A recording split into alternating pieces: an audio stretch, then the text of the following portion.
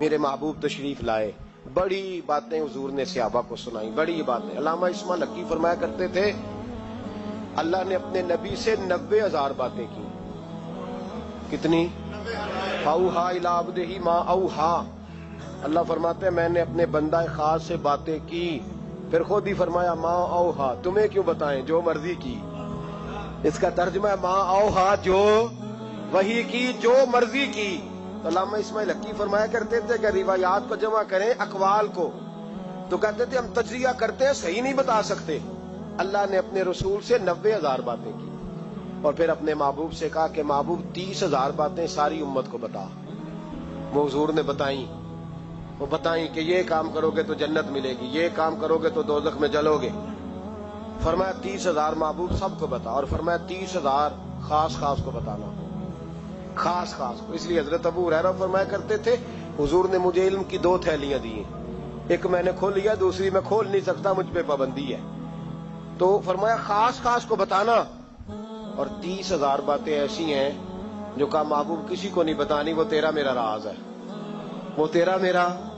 بزرگ بڑے نیک تھے، ہمارا بڑا فائدہ کرتے تھے۔ علامہ اسماعیل حقی فرمایا کرتے تھے وہ جو اللہ رسول کا راز ہے نا، وہ بھی سمجھ لو ہمارا کوئی فائدہ ہی ہے، اس میں بھی جو کرم ہے وہ ہمارے لیے ہی ہے، اس میں جو خیر ہے اس میں امت کو ہی حصہ ملے گا۔ میرے محبوب پاک صلی اللہ تعالی علیہ وآلہ وسلم نے ان باتوں میں سے کچھ باتیں بتائیں۔ جب انسان پر محویت طاری ہوتی ہے نا، محویت، تو بہت ساری چیزیں وہ بھول جاتا ہے، بہت ساری چیزیں۔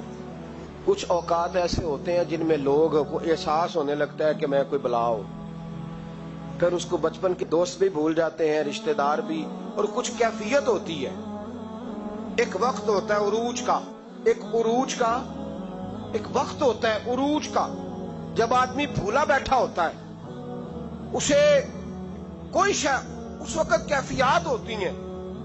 جس وقت کوئی عہدہ ملتا ہے، ہمیں پتہ ہے کہ جب کسی جماعت کا رزلٹ آیا کرتا تھا تو اس وقت صرف رزلٹ کا پتہ ہوتا تھا، پھر کسی اور چیز کی خبر نہیں ہوتی تھی۔ جب انسان کو کوئی عہدہ ملتا ہے تو اس وقت کسی اور چیز کی خبر، بعد میں ہر شے تھوڑی یاد آتی ہے۔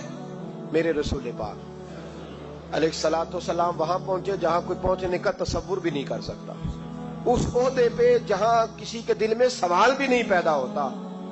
حضرت موسیٰ نے تو ایک تجلی دیکھی تو بے ہوش ہو گئے، اور حضور فرمانے لگے میرے دائیں بائیں تجلیاں ہی تجلیاں تھیں، نور ہی نور تھا، آگے پیچھے دائیں بائیں۔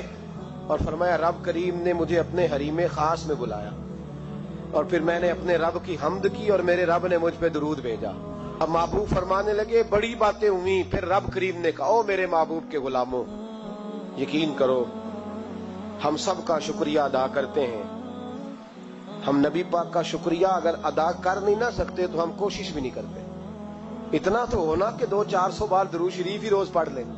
پر میں رب کریم نے کہا محبوب کوئی بات، تو حضور فرماتے ان تجلیوں میں جہاں حضرت موسیٰ جیسے بے ہوش ہو گئے مجھے بھولا نہیں۔ میں نے کہا مولا میری امت پہ رحم فرما، اے اللہ میری امت پہ۔ حضور فرماتے رب کریم نے کہا 70,000 بغیر حساب کتاب بخش دوں گا۔ میں نے کہا یا اللہ تھوڑے ہیں۔ فرمایا ہر رمضان کی رات میں 70,000 بخش دیا کروں گا۔ مولا تھوڑے ہیں، لیلۃ القدر آئے گی تو جتنے پیچھے بخشے ملا کے بخش دوں گا۔ یا اللہ تھوڑے۔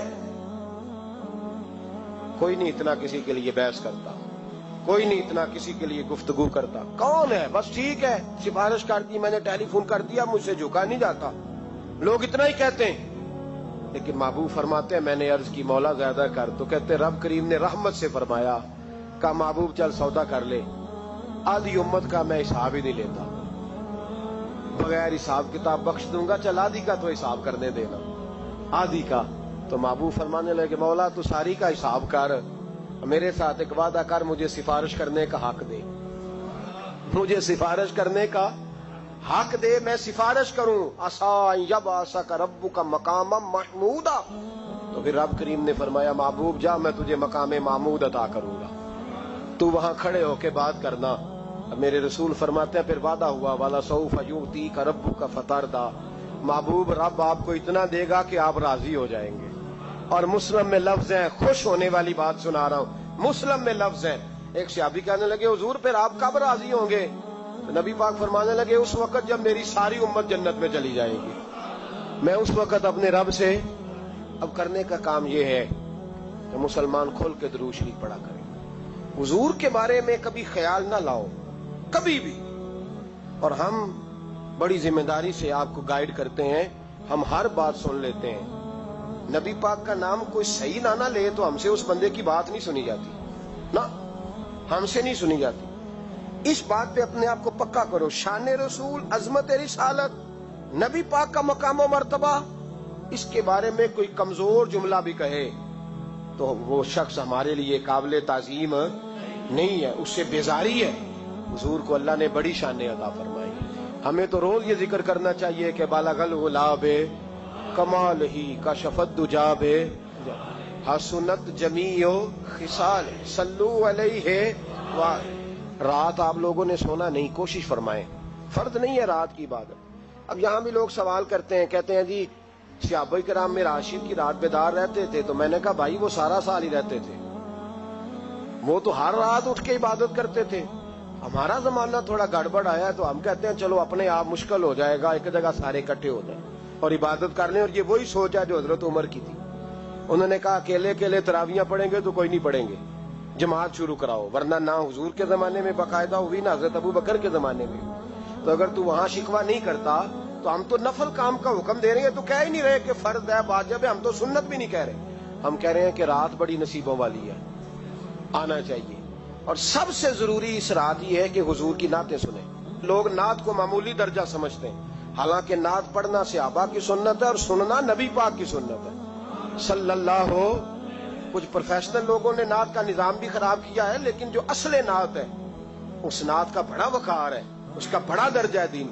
रात आप यहाँ तशरीफ लाएं, हर साल आपको पता है यहाँ इज्तिमा होता है, इंशाल्लाह महफिल भी होगी, नात भी होगी, कुछ बातचीत भी करेंगे, जिक्र भी होगा, दुआ भी होगी, नफलों का वक्त भी होगा।